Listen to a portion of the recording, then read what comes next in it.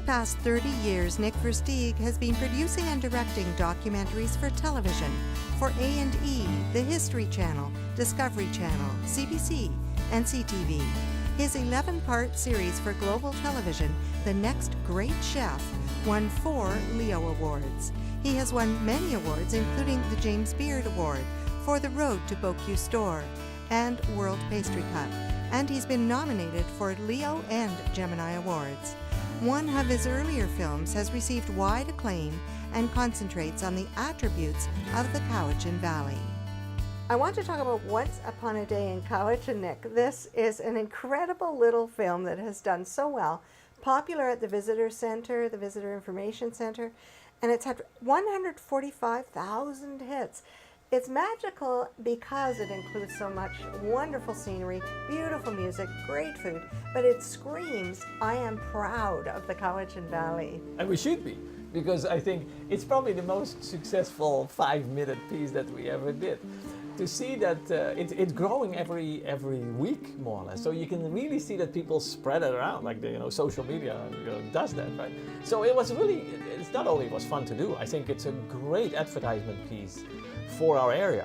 We won a tourism award with it, and I think for me the most fun is that we get reactions from all over the place. It's, I think, seen in 110 countries or something like that. Because we can track it where it's all been seen. So obviously people showing it around and telling each other about it. So let's keep it going and let's see how many we can reach, because the only 2 things that are on the film, is the word Cowichan at the beginning and the word Cowichan at the end.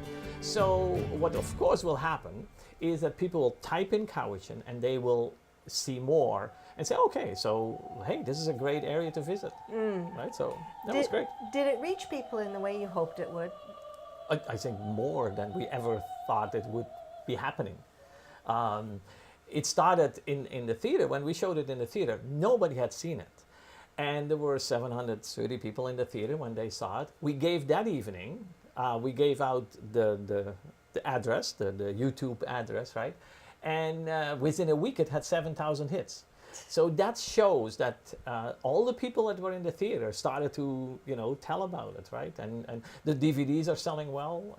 They will be more available in other stores this year too, because a lot of the merchants have asked for it. We make it available for a very inexpensive price because we don't have to make any money on it. Like, I think the more people know about Cowichan, come and visit, the better it is. Yeah. It's fun. It's really fun to show it around. You seem to never be at a loss for subjects to explore. What will be your next project, do you think? We're trying to get something going called Breakfast, Lunch, and Dinner. And we would show breakfast, lunch, and dinner through 5 families. A family that is always on the rush and never has time to eat. A very well-to-do family, a family in Africa that struggles, So we hope to get this project going and really show the completely inequality what food concerns. That some countries have an abundance of food and other countries have to struggle with food. One of the segments that we have already for the film is, I was in Malawi for 4 weeks, and and if you see that the kids of the school had to deal with 1 meal a day, that was more or less the breakfast, lunch, and dinner. Then you see that we have to, and I want to bring that not in a way to the public, not in a way that we say, oh, we have to all feel sorry for it. Let's start talking about food waste. Let's talk about, how can we have other countries, increase their food intake, for many people. So it's another project. We don't know if we're going to get it, but it's another project we're working on. But it's an intriguing question. A lot of us, I think, worry about other countries, impoverished countries, and wish we could take some of our bounty and some of what we leave on our plates and transmit it across the world. That's right.